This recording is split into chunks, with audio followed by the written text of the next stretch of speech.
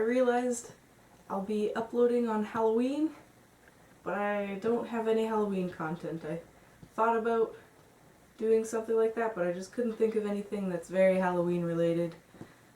So I'm doing my usual black metal and spirituality series, but with a costumed intro, I guess. Naked in the night, won't you join our woodland rides? Our woodland rides. Din it, din it, din it, din it, din it, din it, din din din. Christian woman, you couldn't resist. In parts 2 and 3, I specifically discussed Burzum in part 2 and Varkvikernes in part 3, covering the introductory idea that Burzum has a spiritual philosophy both before and after Vikernes' time in prison. This time, we'll be expanding on the idea of paganism and black metal in a more general sense. I'm not a comprehensive source of all black metal, so if I miss out on some juicy pagan examples, drop a comment. Doing all this research alone isn't easy. My videos may be under 20 minutes, but it takes me all day to write the scripts and even longer to do the research. So in part 2, I made the case for magic to be classified as a spirituality, and in part 3, I touched briefly on nature worship as paganism.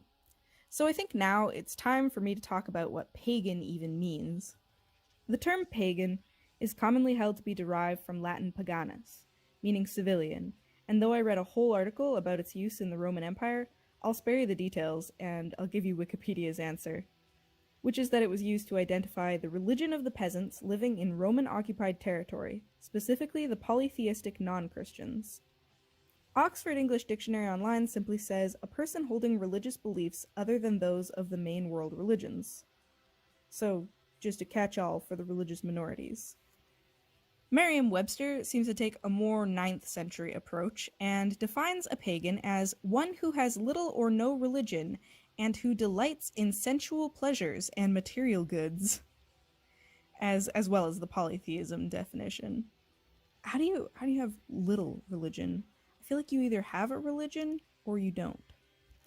Both of these definitions seem very Judeo-Christian centric and really rely on a reality where monotheistic religions took over the world, aka this reality.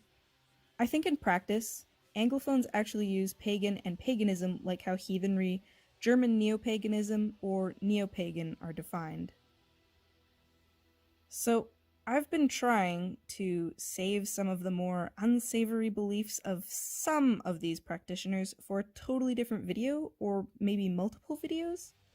But I'm going to have a hard time going forward without mentioning that many ethno-nationalists, white supremacists, European nationalists, and other racists love to use heathenry and paganism.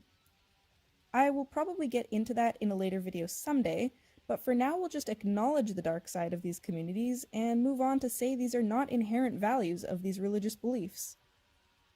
I bring it up only because those people do exist, and even use the religious symbols for their own hateful purposes.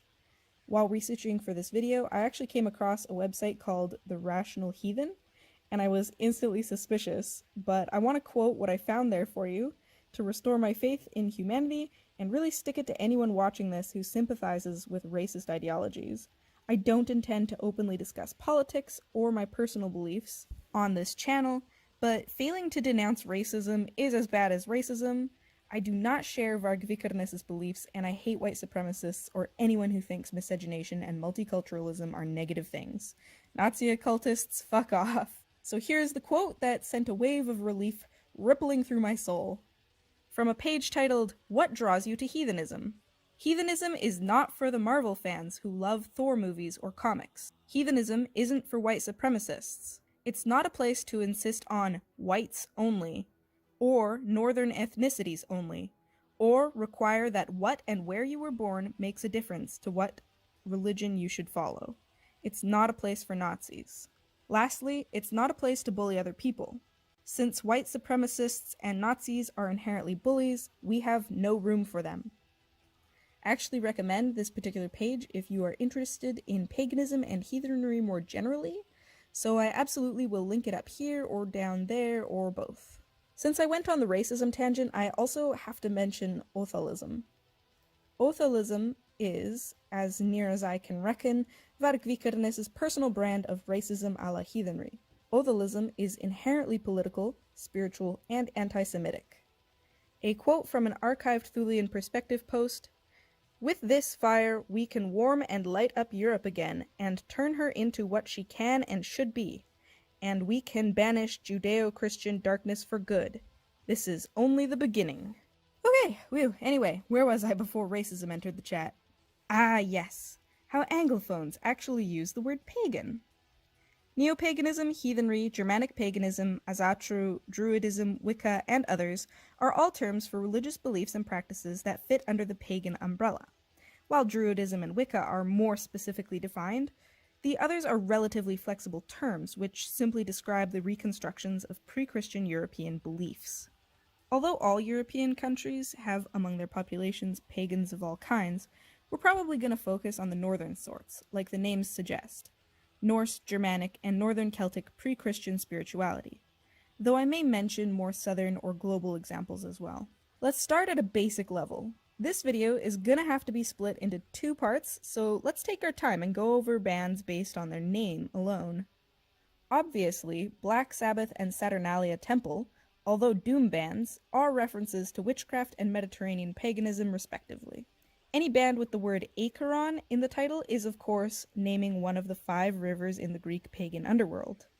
Likewise, Charon is the name of the ferryman who crosses the Styx. Pagan altar, no explanation needed.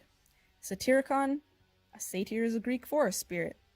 Circle of mushrooms may refer to a fairy ring, which is a dangerous place. Fimbulvinter and Fimbulveter are names for the winter which precedes Ragnarok. Folkvanger is the field where it is decided whether warriors will go to Valhalla or not. Alright, nobody likes a long list, so now it is time to talk about Emperor. Emperor is one of the most famous second-wave Norwegian black metal bands. Former member Faust was the perpetrator of one of the murders which brought the insular community to international recognition, and Samoth was convicted of arson along with Vargvikernes in 1994. At the time, Ishan promoted the arson, citing anti-Christian motives in an interview with Esoterra in 1995, saying, "Heathen barbarism is on the rise. We will bring back the forgotten past of pride, strength, and victory." In the same interview, he is quoted as saying, "Asatru is a very essential aspect of Norwegian history, in heritage and spirit." In the interview, and presumably in the early days of Emperor, he chooses to call himself a Satanist, but based on lyrics and interviews, I choose to believe he selected this label to place himself more directly in opposition of Christianity. In an interview conducted by Faust for Dissent fanzine in 1995, Samoth says of the church burnings, "I have no regrets for what I did. Concerning my present view on church burning, I still stand by the concept of it." He says, "We have proven our point a long time ago, and there is no point to prove it any further. The symbolic value is gone, even the shock effect is gone." He goes on to explain that the fight against Christianity should not stop altogether, but that there are other, more effective strategies. As well, Faust asks where Emperor stands on the subject of Viking/pagan/barbaric trends consuming black metal in 1995. Samoth replies, "Viking/pagan/barbaric themes are also cherished by Emperor, but are used as personal expression." Then they go on to bash trends, of course. Asked of Emperor's philosophy, Samoth says, "Emperor treasures those values that lie within us and the era we long for." On lyrics, Ishan says, "They are very symbolic and contain metaphors of the ideologies and thoughts we have and wish to express." Samoth says, "Often influenced through associations to Norwegian nature, as this is usually in common with those pantheons of our artistic expressions." He also says, "The pantheon is the spirit world of the howling wolves and mighty castles in surroundings of majestic nature, that we dream and long for. It is an idealistic description of the perfect world, including all those emotional and atmospheric aspects that we treasure within the very deepest of our souls." Now let's look at some lyrics.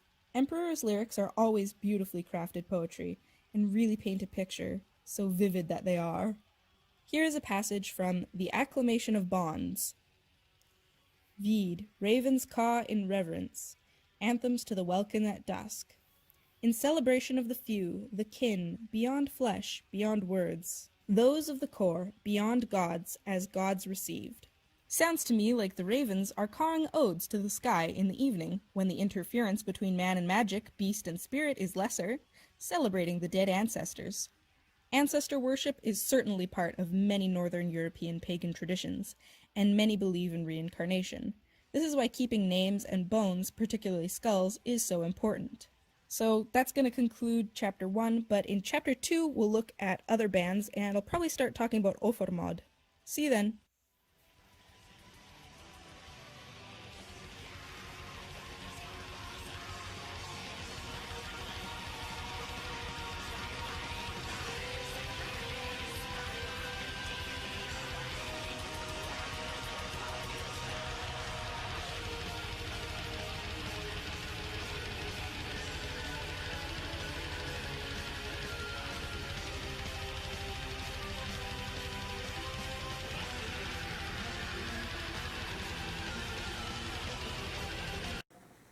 You want